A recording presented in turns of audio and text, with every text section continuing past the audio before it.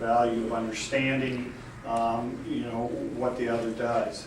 Our missions may be different and the scope of our work may be different, but we have one common theme, and the most important thing we do is rallying around our national parks and making sure that these parks extend with a lot of momentum into the next century.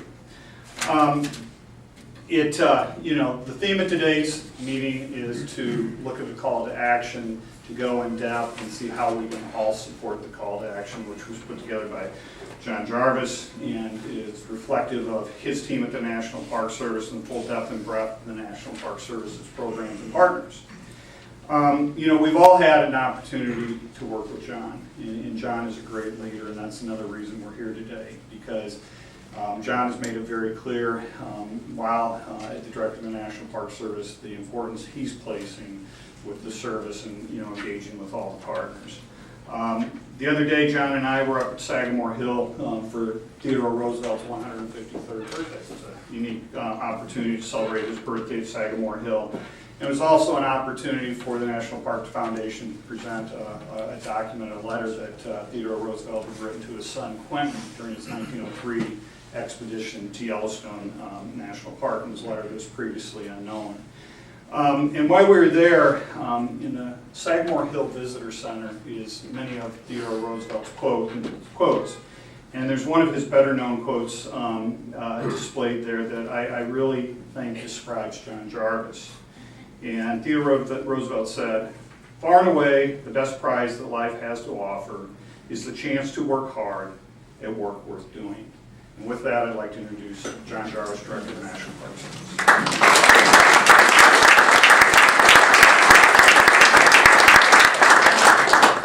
Well, good morning, everybody. Thank you, Neil.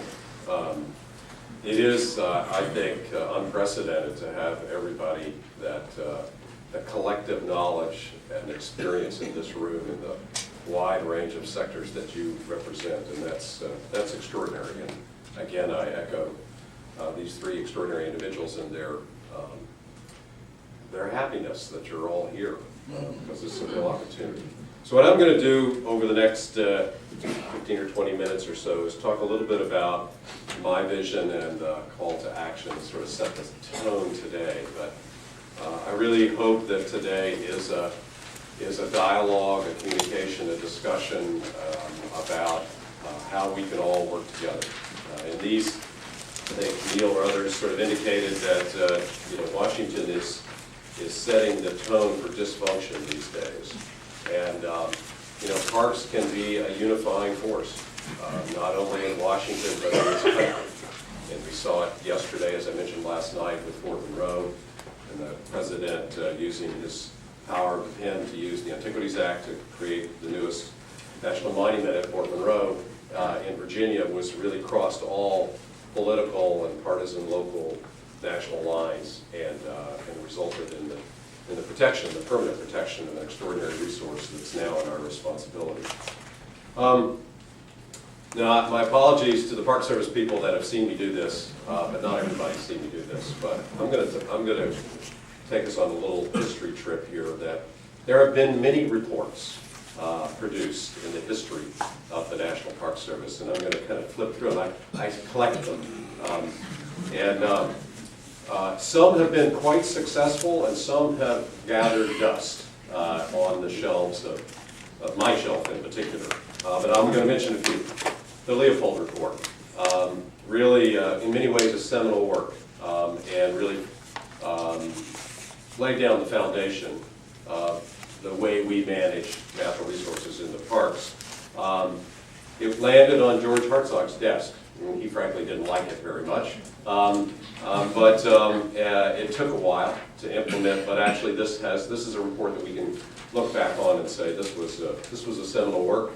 And as a part of the call to action, now, half a century later, we are revisiting the Leopold Report in light of climate change and cultural resources and human influence on the environment. Long-range objectives and goals for the National Park Service under Stuart Udall. Very similar set of goals and objectives laying out the future of the system. Bill Mott's 12-point plan, which, had some great ideas in it, some very specific actions about how the Park Service could improve for the next century. America's Great Outdoors Report. This is an original, Derek. This is, you know, and there are folks in the room, Derek Crandall and folks that you will, Rex Mon, Pat Noonan, you know, Bennett Johnston and others that really articulated a vision for America's Great Outdoors really, you know, 40 or so years ago about how we could implement the Land Water Conservation Fund. NPCA's Investing in Park Futures. This is one of the large volume of ideas about the National Park System Plan and others.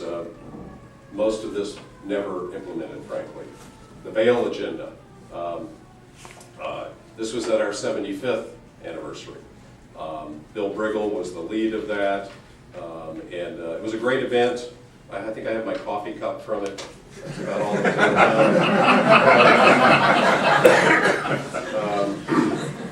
Science in the national parks, the National Research Council, and again, the National Park Service Science in the 21st Century. These were suppressed reports because they hit during an administration that really wasn't very pro-science. Rethinking the National Parks in the 21st Century, the John Hope Franklin report, probably the most visionary of all the reports, and in many ways laid the foundation for the Second Century report. But it was the one that I think in the most looked out into the future. It recognized that the National Park Service was a sleeping giant, not yet stepping up to its responsibilities. Great Outdoors America, work that Derek and others worked on in 2009 to sort of preempt and get out in front of the incoming administration.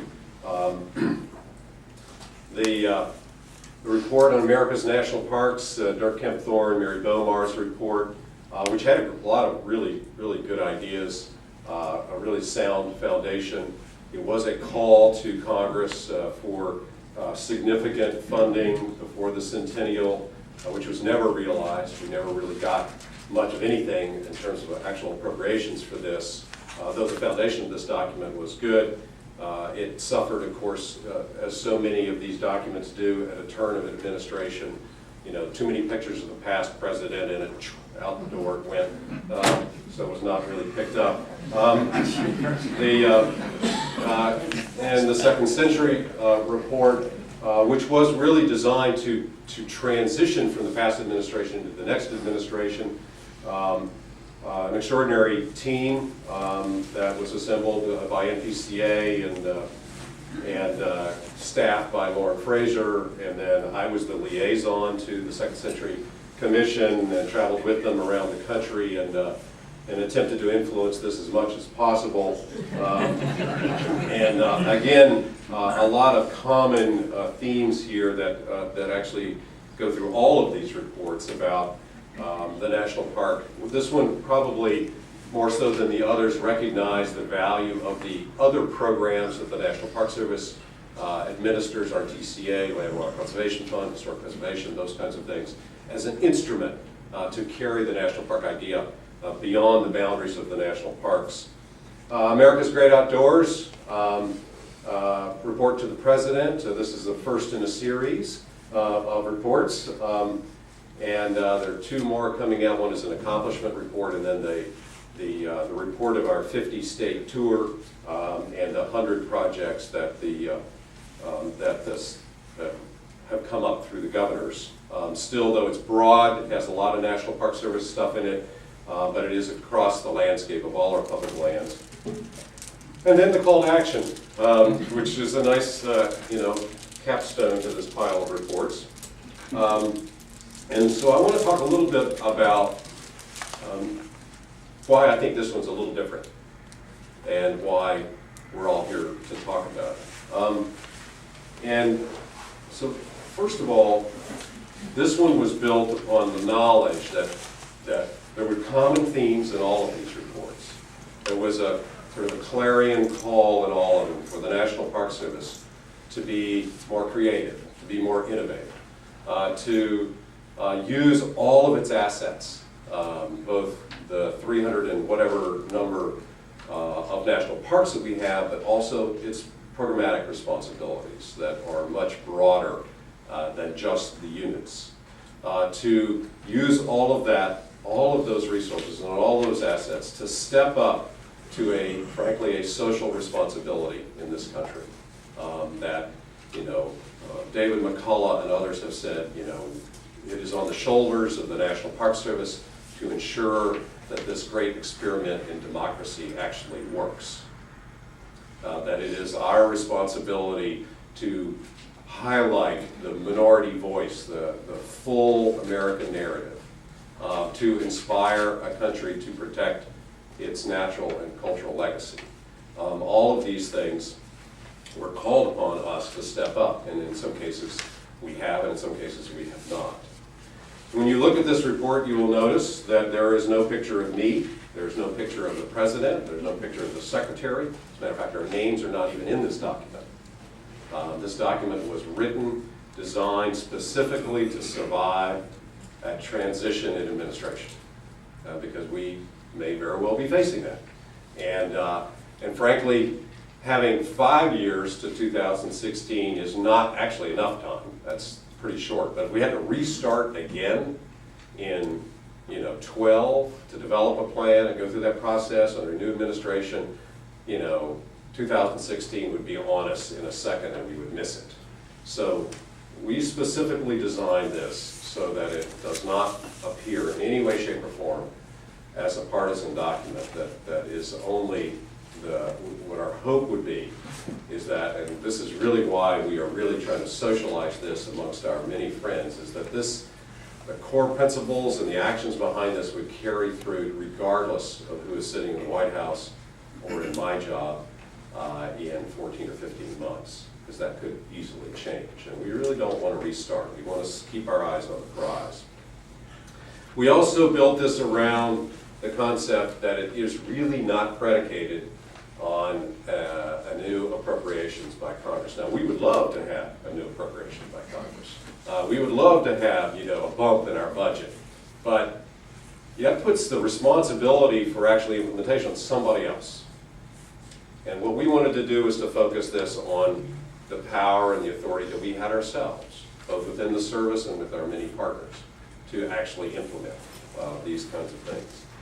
We designed it around the concept that we're not doing it alone, that every one of these actions are built upon a cooperative and open relationship with our partners, whether it's our concessionaires, our cooperative associations, our friends groups, our philanthropic partners, the National Park Foundation, and others. That really is how we have to get this done, and that's one reason we all need you. It's also built around alignment.